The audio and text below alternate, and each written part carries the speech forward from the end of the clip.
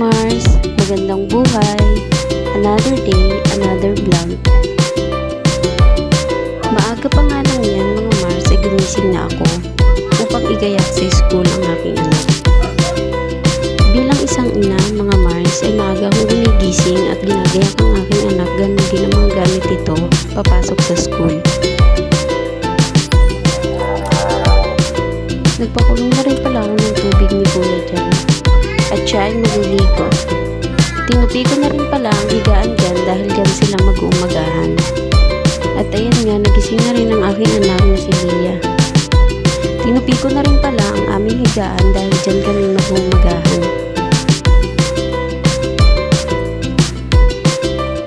At dyan nga ay bibihisan ko na siya.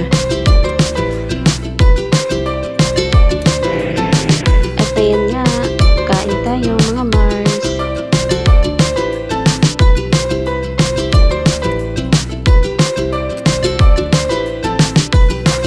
Masarap sa pakiramdam na malinis at maayos ang aking anak pag pumapasok sa school. Gustong-gusto ko rin siyang ginagayakan kahit na minsan ayaw niya dahil sinasabi niya big boy na raw siya.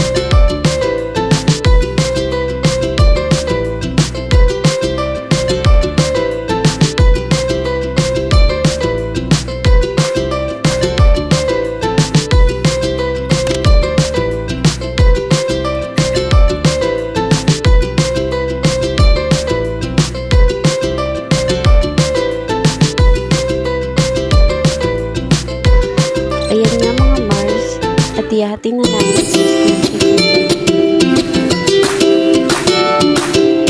Pagkatapos ko nga ihatid si Kuya sa school ay agad-agad ko nang inuumpisahan ang aking gawaing bahay. At dyan nga ay tinutulungan na ako ng aking anak na si Lia.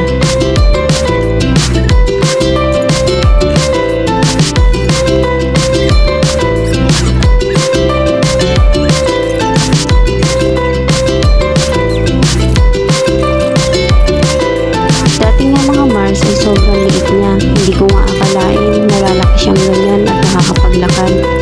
Mabuti na lang mga Mars at marunong mag-therapy ang mama ko.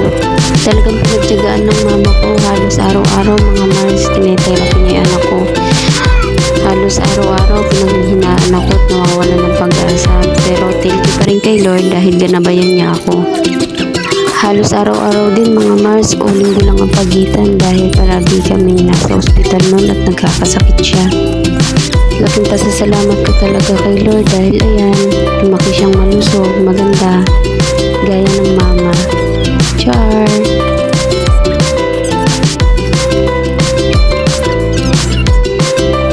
At ayan nga, nag-iigid kami at naubusan kami ng tubig mga Mars. At yan ang araw magbubomba. Sobrang kulit na nga niya mga Mars. Pero okay lang sa akin mga Mars. Kesa naman na may sakit. Magpapasabi ka na lang talaga pag may sakit ang anak mo na sana sa mama na lang mapunta. At ayan nga mga Mars, nagutom na siya. Tara merienda. See you on my next mini vlog. Bye bye!